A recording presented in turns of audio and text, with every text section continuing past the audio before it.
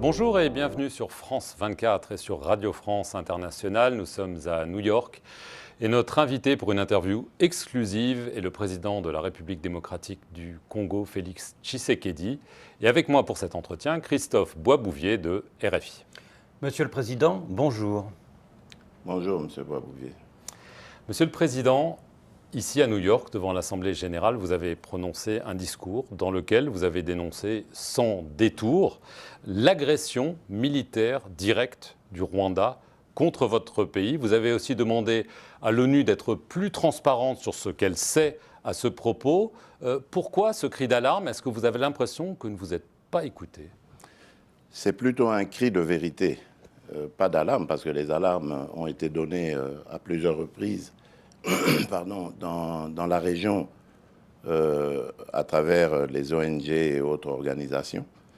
Il fallait absolument ce cri de vérité pour que le monde entier sache ce qui se passe réellement et qu'on arrête avec cette hypocrisie, cette cécité et qu'on voit le problème dans son entièreté. Et c'est ce que j'ai fait. Alors ce mercredi, à New York, vous avez accepté de rencontrer votre homologue rwandais, Paul Kagame, en présence du Français Emmanuel Macron. Vous étiez réticent apparemment, mais vous l'avez fait quand même. Le principe d'un retrait des rebelles de Bunagana a été acté, mais on se souvient que la rencontre précédente avec Paul Kagame, c'était à Luanda le 6 juillet, ça n'avait donné aucun résultat. Est-ce que cette fois-ci, vous avez un calendrier pour ce retrait?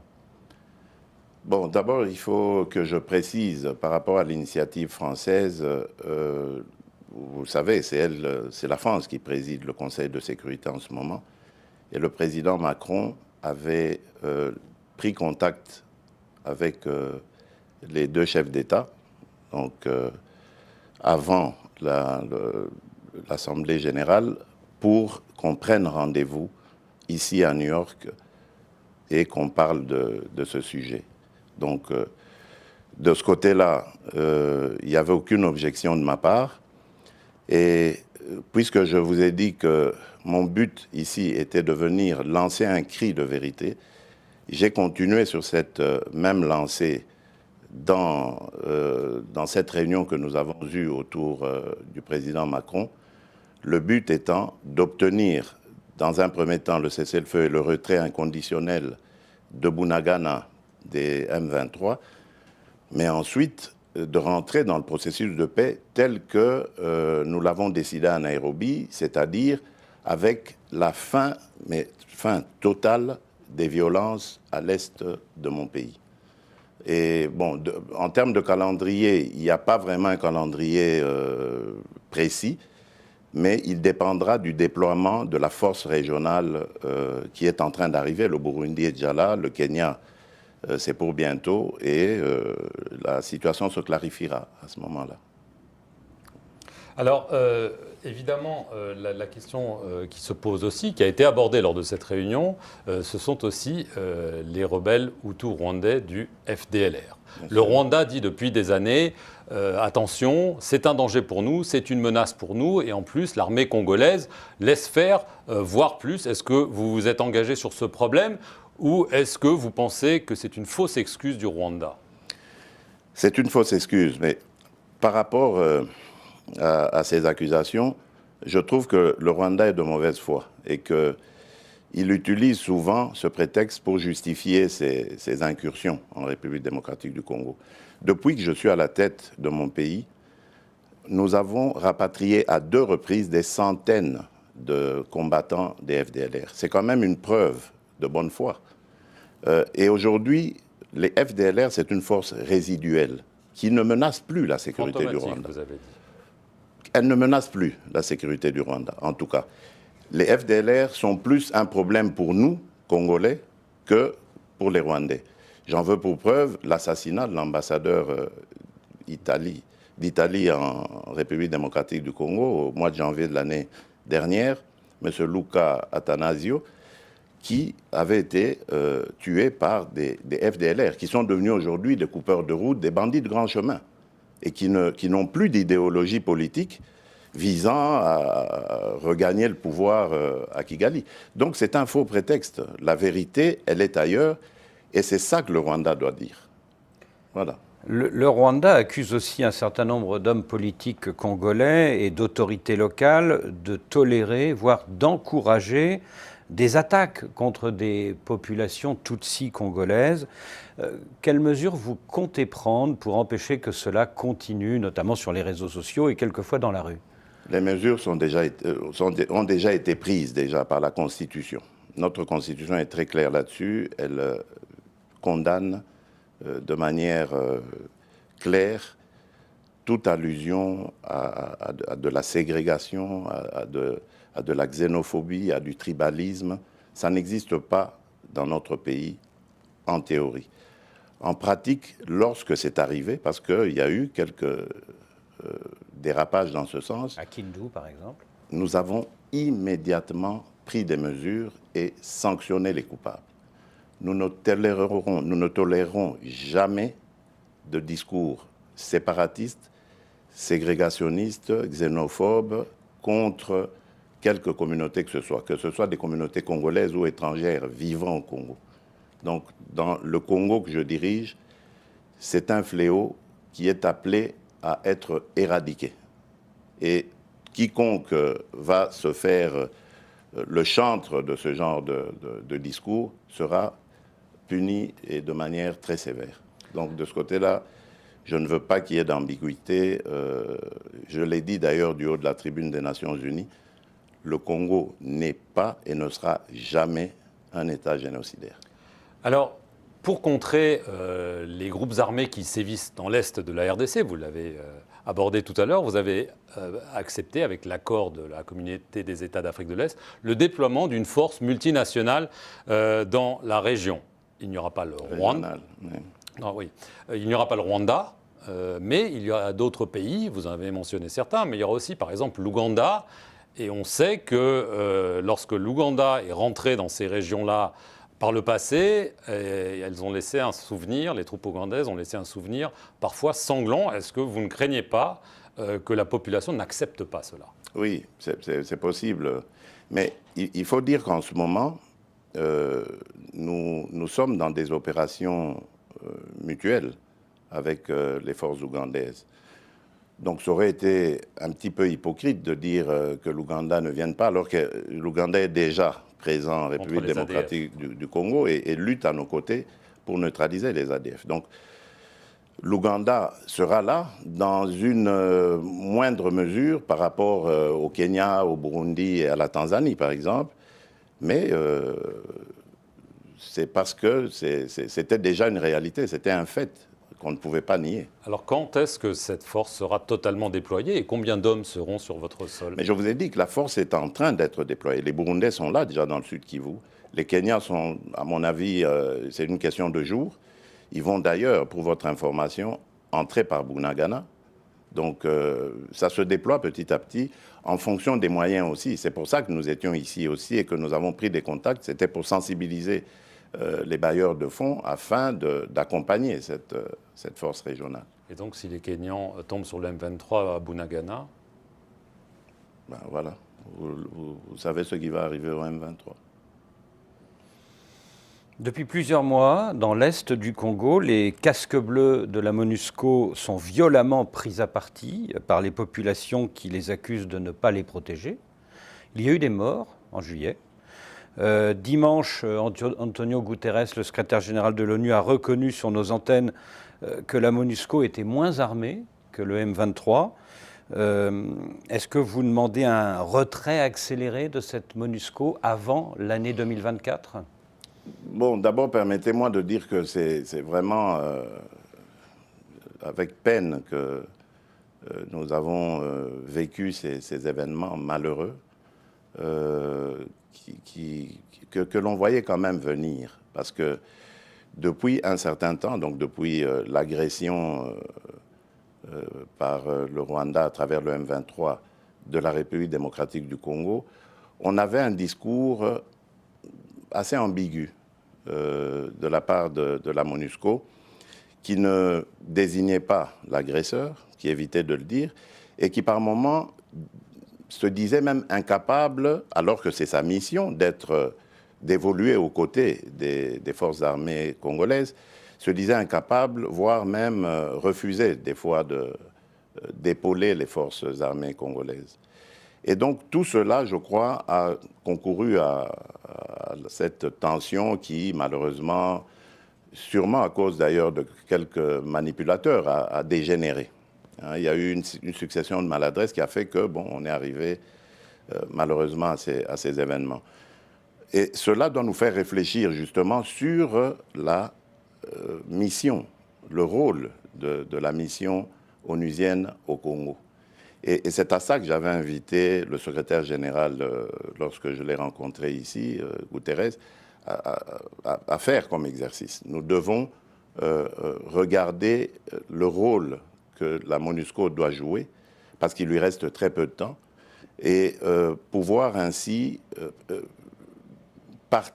faire partir la MONUSCO sur une note beaucoup plus gaie, beaucoup plus honorable que celle auquel nous avons assisté en ce moment. Donc pas de départ accéléré. Il n'y a pas encore de calendrier de départ comme tel, mais je pense bien que la MONUSCO devra partir avant le délai prévu, c'est-à-dire 2024. À mon avis, au-delà des élections de décembre 2023, je crois qu'il n'y aura plus de raison que la MONUSCO... Donc la MONUSCO resterait jusqu'à la fin des élections et partirait après. À mon avis. Mais ça, je mentirais si je vous disais que c'est quelque chose qui a été convenu. Il n'y a pas encore eu de discussion sur la question. Mais je crois que de part et d'autre, on a compris qu'il faut réfléchir très sérieusement à la question. Et d'ailleurs, c'est peut-être ici l'occasion de saluer les interventions du Premier ministre belge Alexander De Croo et du président polonais qui ont attiré l'attention de la communauté internationale sur la question congolaise et sur la nécessité de régler le rôle de la mission onusienne en République démocratique du Congo. Et je crois que c'est dans ce sens qu'il faut aller. Alors, on parle de la MONUSCO, on parle d'une force d'intervention régionale. Évidemment, ça pose la question de votre armée, Monsieur le Président, parce que ça n'en souligne que la faiblesse. On sait qu'elle souffre de sous-équipement, on a parlé de corruption, de choses comme ça. C'est quand même un énorme problème et que vous n'avez pas réussi à régler jusqu'à maintenant. Oui, bien sûr. Tout simplement parce qu'on ne règle pas une question comme celle-là en quelques jours, en quelques mois. Il ne faut pas oublier que cette armée, elle est hétéroclite. Elle est composée de plusieurs branches. Il y avait d'abord les anciennes forces armées zaïroises, puis ensuite il y a eu les fameux Kadogo qui sont arrivés avec l'AFDL, puis nous avons eu des rébellions qui se sont conclues par des discussions, des accords. Et ces accords ont mené à des brassages, des mixages. Et tout ça, c'est plusieurs corps en un seul corps. Et ça fait que, bon, il y a des officiers qui continuent à obéir à leurs autorités anciennes, etc. Donc, tout cela, c'est à travailler. Il faut purger, séparer le bon grain de l'ivraie, et ainsi de suite. Donc, voilà, c'est un travail de longue haleine, mais qui est, en tout cas pour lequel j'ai beaucoup d'espoir, parce que là, maintenant, nous avons la loi de programmation militaire qui va nous conduire à mieux prendre en charge les besoins de notre armée et donc faire plus attention à son fonctionnement, savoir qui sont les éléments qui peuvent continuer leur carrière là-dedans et qui il faut extirper pour impulser une nouvelle dynamique. Donc c'est un travail de longue haleine dont le résultat ne sera pas immédiat. Voilà pourquoi nous devons pour le moment recourir, nous appuyer à des forces amies qui peuvent nous accompagner dans cette tâche. Parce que dans cette armée, il y a de la bravoure, il y a vraiment des éléments qui méritent l'hommage de la nation. Et ils sont plus nombreux que les brebis galeuses.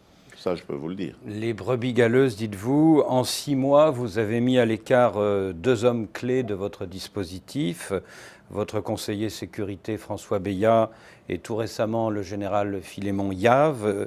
Tous deux sont soupçonnés d'intelligence avec l'ennemi. S'agit-il d'intelligence avec le Rwanda? François Beya, c'est une autre histoire. D'ailleurs, son procès n'est pas terminé, comme vous le savez, parce qu'il a eu des problèmes de santé et il fallait qu'il aille se faire soigner. Donc c'est pas le Rwanda. Nous restons humains, malgré le besoin de réprimer, de faire dire la justice. Et tandis que le général Yave s'est arrivé pendant mon séjour ici à l'étranger, j'ai cru comprendre qu'il était accusé par certains de ses collègues de les avoir contactés au nom du Rwanda pour qu'ils puissent lever le pied et permettre au M23 de passer aisément et de prendre la ville de Goma. C'est ce que j'ai cru comprendre, mais bon. Les enquêteurs sont à pied d'œuvre pour le moment. J'en saurai plus quand je serai rentré au pays. Donc on parle de trahison, là. Bien sûr. Mais François Beya, ce n'est pas le Rwanda. À mon sens, non. Son procès n'est pas terminé, je vous ai dit. Donc il faut attendre la fin pour je veux repartir à l'est du pays. D'accord. Si ça ne vous dérange pas. Pas du tout. L'état de siège, il a été instauré en mai 2021. Si on regarde bien, les résultats ne semblent pas là. En tout cas, ils se prolongent. Pourquoi? Qu'est-ce que vous attendiez comme résultat? Qu'il y ait moins de violence, que les groupes armés sévissent moins. Ça fait une vingtaine d'années qu'il y a de la violence. Pourquoi est-ce que vous avez, vous, un baromètre comme ça sur lequel vous savez mesurer quand est-ce qu'il y a eu plus ou moins de violence? Non, je ne crois pas. Est-ce que vous avez un premier bilan à nous donner? Ben oui, mais je crois déjà que les groupes mafieux ont été pour la plupart neutralisés. Je crois que vous avez quand même appris que les recettes de ces provinces ont fait un bond en avant. Donc ça veut dire que l'état de siège a eu au moins du bon de ce côté-là, celui de sensibiliser les ressources et donc pouvoir maintenant les injecter dans des programmes de prise en charge de ces groupes armés afin de les désintéresser de cette question, parce qu'il y a aussi le côté pauvreté, chômage et tout ça qui les avait amenés dans ces activités. Il y a en Ituri, par exemple, plusieurs groupes armés mono-ethniques qui se battaient justement pour des raisons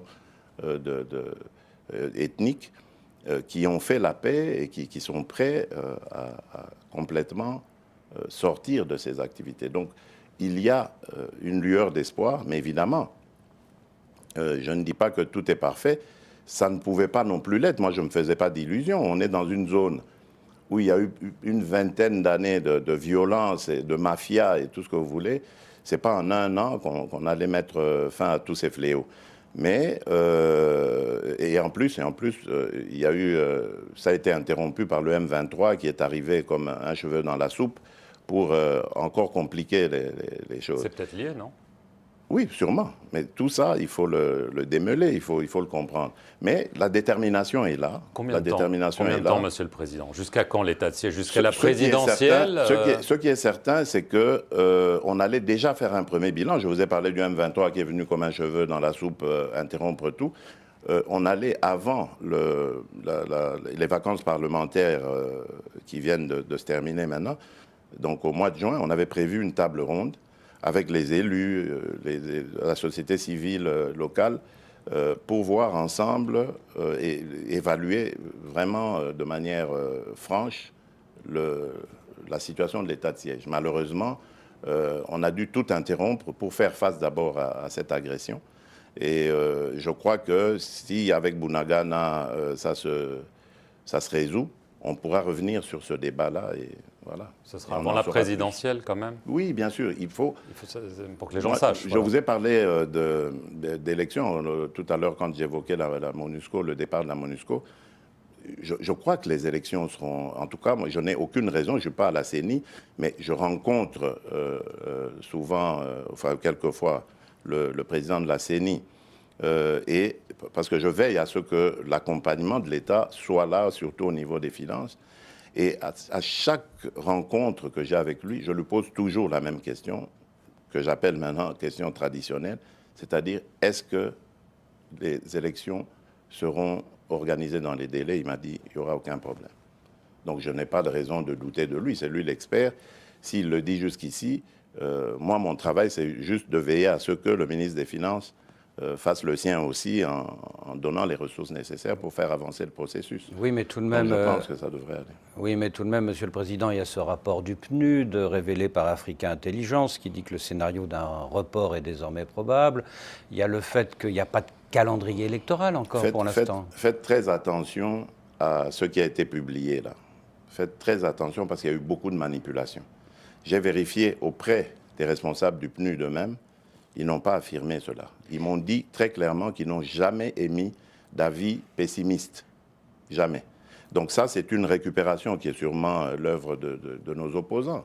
Hein. Et aujourd'hui, on sait comment on peut manipuler les médias et tout ça. Donc voilà, c'était ça le but. Mais il n'y a pas de Parce qu'il y a des forces obscures en République démocratique du Congo qui ne veulent pas de ces élections. Si vous voyez ce qui se passe, par exemple, à l'Ouest aujourd'hui, qui ressemble presque comme deux gouttes d'eau aux violences qu'on voit à l'Est. Dans le Maï-Dombé. Ben voilà, donc c'est clair. Mais il n'y a pas de calendrier. Il y a une main noire qui veut saboter. Le calendrier viendra. Ce n'est pas le calendrier qui... On est à plus d'un an encore des élections. C'est pas le calendrier qui va faire les élections. Ce sont les électeurs. Il faut les enrôler. Il faut voilà, c'est ça qui est plus important pour moi. Le calendrier, on peut le faire... en dernier lieu, en dernière minute. Alors, l'opposition... Oui. L'opposition vous accuse d'avoir placé à la tête de la commission électorale, la CENI, et à la tête de la Cour constitutionnelle, des hommes à votre main, et donc de vouloir verrouiller le scrutin et être sûr d'être réélu, parce qu'on sait que vous allez vous représenter.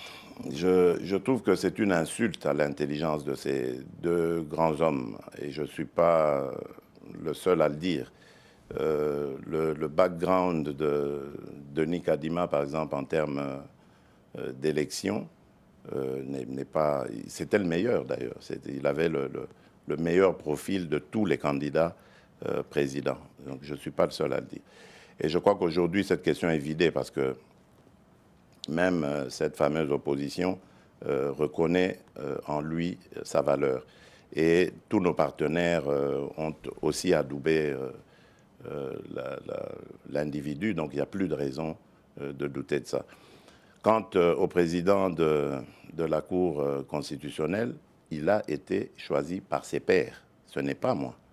Donc c'est un faux procès que l'on me fait en m'accusant d'avoir placé quelqu'un. D'abord, ce n'était pas mon homme de main, je ne le connaissais pas. Avant qu'il soit président, je ne le connaissais pas du tout. Je l'ai connu juste au moment où il a été nommé à la Cour constitutionnelle. Donc, avant ça, je n'avais jamais eu de contact avec lui. On peut le vérifier. Votre bilan, depuis 3 ans et demi, est fortement critiqué par l'opposition. L'arrestation, c'est ça, la démocratie. L'arrestation, il y a quelques semaines, de votre ancien compagnon UDPS, le député Kabound, suscite beaucoup d'interrogations. Alors, vous êtes... Des interrogations sur sur la raison. Il a été arrêté pour offense au chef de l'État, mais beaucoup s'interrogent sur le fait qu'il soit en prison pour ce délit. Et est-ce qu'il ne faudrait pas qu'il soit éventuellement placé en résidence surveillée? Ça, c'est à la justice de voir. Moi, je ne suis pas cette affaire.